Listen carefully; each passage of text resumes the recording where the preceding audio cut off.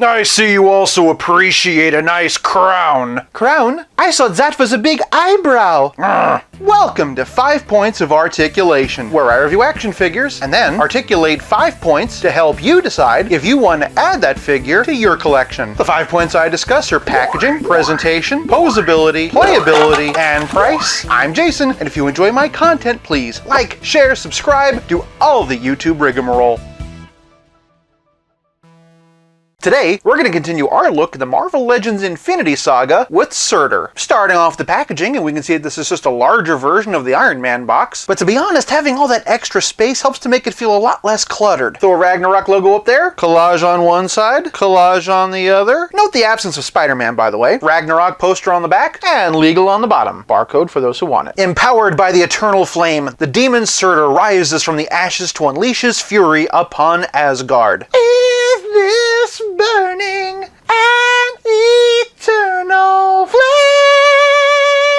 For packaging, I'm giving Surtur 1 whole point. Moving on to presentation, and to the top of his head, Surtur comes to 11.5 inches, but to the top of his big eyebrow, he comes to 13. Before we get into the nitty-gritty, I just want to take a moment to soak all of this in. The figure was cast in a mostly orange plastic, but has this fantastic dry brushing of black all over. The shoulder pieces actually go from orange to yellow, and the crown goes to red. The result is this wonderful smoldery effect. And speaking of effects, I came ready with one of these. When you angle it just right, the flames kind of look real. We see it continuing down the leg, into the feet. The backlight creates just a fantastic effect. Turn on your heart light. Hey man, you did that joke in my review. If I can figure out a way to do it, this is honestly how I'd love to be able to display him. But even without it, he looks really, really cool. And clearly, he loves black licorice. Flipping him around, it kind of looks like he has grill marks. And speaking of the back, they did go kind of light on the black detailing on the arms and legs, but I kind of think it helps it to light up better. If I had only one gripe, it would be that the wrists are kind of wide and look more like a sleeve, and if I had 2 gripes, it would be that the black detailing is a little bit inconsistent from the upper leg to the bottom leg. As nitpicks go, that's about as minor as you can get. So for presentation, I'm giving Surtur 1 whole point. Moving on to posability, and Surtur's head is on a dumbbell joint. He can look up this much,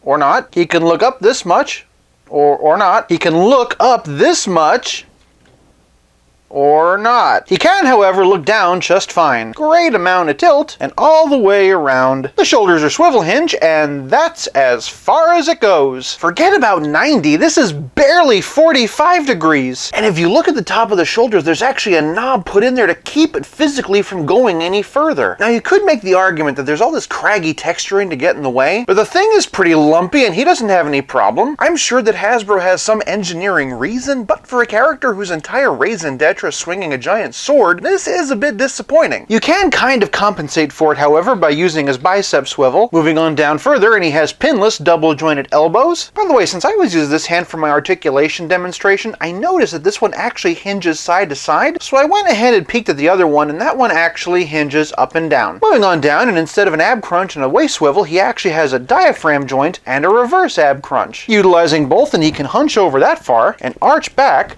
that far. Below the waist, he has ball-jointed hips, thigh cut, pinless, double-jointed knees. These are very stiff, by the way. He has a boot-cut swivel, but it's a little bit closer to the ankle. And speaking of ankles, they hinge back, hinge forward, and pivot. Aside from the shoulders, and maybe also looking up, the articulation on this figure is absolutely solid. That being said, the shoulders are pretty frustrating, so if there were any collectors who had a problem with them, I really couldn't blame them. And so that being said, for posability, I'm giving Surtur 1/2 point. Moving on to playability, and Surtur comes with an alternate splayed out hand and a fist. Be warned though, because the hands do pop off very easily. He also comes with this dried up strip of fruit roll-up. A sword. But yeah, it does kind of have a candy-like quality to it. It also kind of reminds me a little bit of bacon jerky, but similar to Surtur himself, it is made out of a translucent plastic. I do kind of wish that they cast it in the same orangey plastic that they used for Surtur himself, but honestly, that's a really minor gripe. Seriously, just the sword by itself is bigger than a normal Marvel Legend. And on the subject of making comparisons to other action figures, playability is more than just accessories, it's also about how well your figure plays with others. So for a Thor comparison, here he is with the Disney Store exclusive Marvel Select Thor and also the 80 Years Thor by Marvel Legends. I unfortunately don't have an MCU Thor to compare him to, but I do have a Hela. In fact, I picked her up at a toy show literally today. You want Asgard? You can have it. Whatever game you're playing, it won't work. You can't defeat me. Oh, I know, but he can.